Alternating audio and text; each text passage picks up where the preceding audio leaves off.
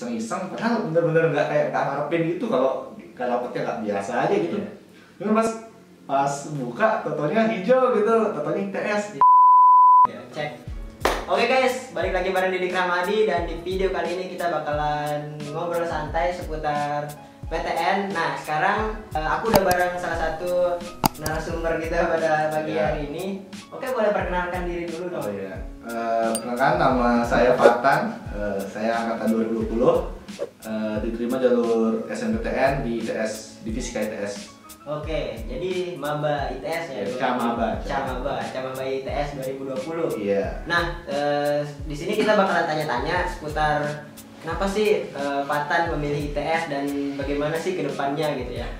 Oke, mungkin langsung saja ya. Oke, langsung ke pertanyaan pertama. Ceritain dong gimana sih pertama kok bisa milih ITS gitu di SNPTN 2020 gitu. Oke, jadi sebenarnya ITS itu pilihan kedua ya. Karena sebenarnya awalnya tuh pilihannya UI, Fisika UI, FMIPA, sama ITS. Awalnya sebenarnya saya tuh maunya ITB. Karena lebih fokus ke lebih fokus ke UTBK, karena sebenarnya nggak sama sekali nggak harapin SNPTN. Jadi lebih siapin ke UTBK 7 hari. Nah pas SNPTN pas mau milih ITB, guru BK itu nyaranin jangan di ITB karena pertama belum ada alumni dan nilainya kejauhan gitu. Ya. Nah terus habis itu saya kasih tahu ke guru gimana kalau UI Bu. Oke, diukekan lah gitu sama guru BK. Terus pilihan kedua itu saya milih-milih, ternyata ITS juga bagus. Jadinya gimana kalau ITS Bu? Dia bilang oke, katanya juga nggak apa-apa karena bisa di ITS, di UI ada alumni, dia di ITS juga ada alumninya ya gitu. Tapi itu sempat galau tuh sebelum akhirnya menetapkan pilihan untuk mendaftarkan jurusan itu di SNPTN, karena ngelihat lagi kalau katanya IPB bagus tapi IPB lebih ke pengaplikasiannya ke pertanian gitu. Sedangkan saya itu kayak pengen ke pengaplikasiannya ke teknologi gitu, teknologi seperti apa ya, kayak IoT, kayak yang kayak itulah teknik-teknik itu. Akhirnya saya tetapin lah tuh dua tuh, Universitas Indonesia sama ITS. Oke, jadi di pilihan pertama itu UI ya, UI, Fisika UI juga, Fisika UI juga, dan pilihan kedua ITS, tapi ya. Lulusnya di ITS pilihan kedua. Ya.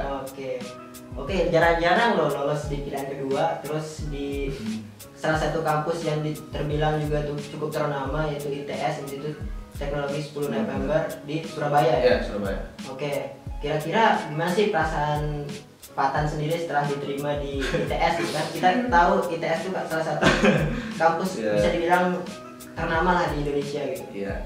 Awalnya sebenarnya bener-bener itu waktu jam 1 itu kayak jam 1 dari zuhur ya. Pas itu pengumuman kan jam 1 tuh.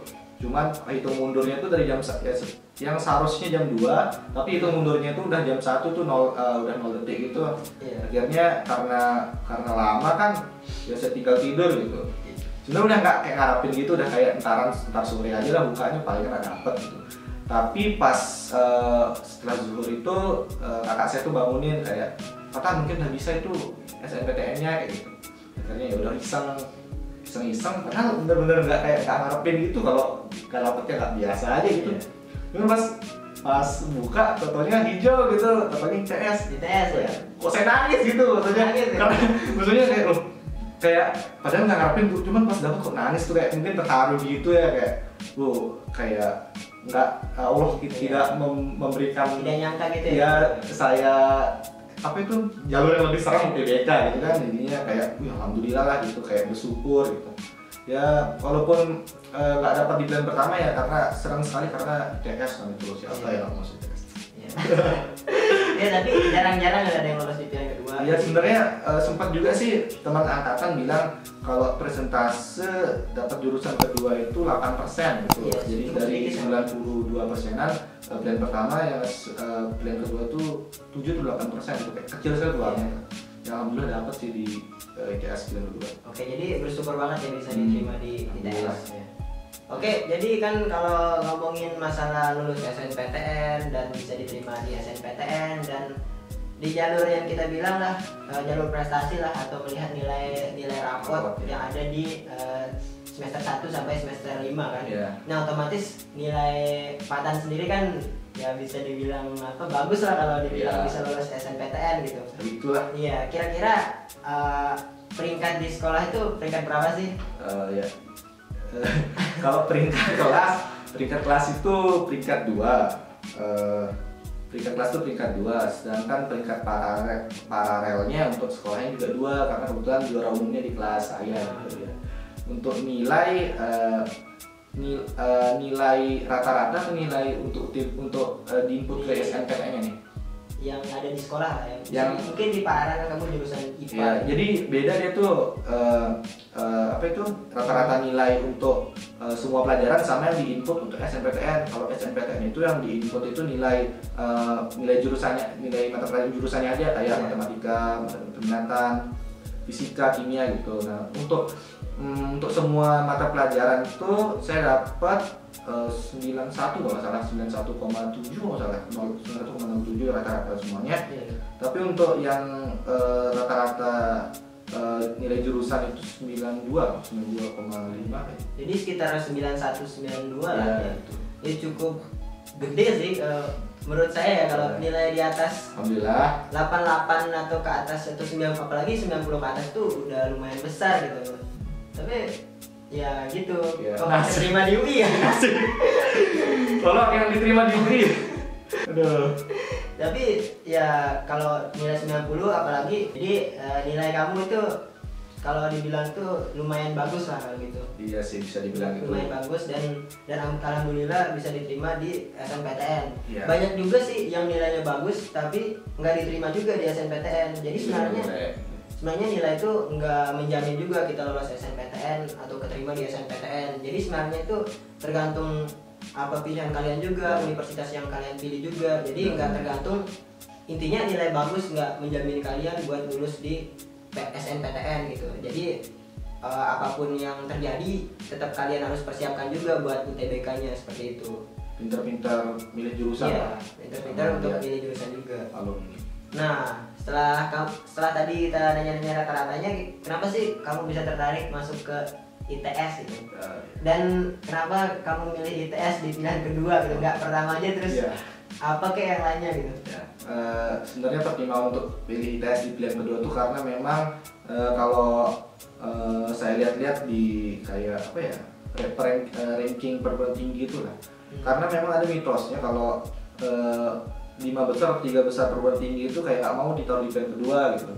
Tapi ya walaupun ITS kan ITS maksudnya peringkat 4 maksudnya. Terus kayak milihnya ya udah coba ITS aja karena UI kan notabene-nya lebih peringkatnya lebih lebih atas daripada ITS gitu.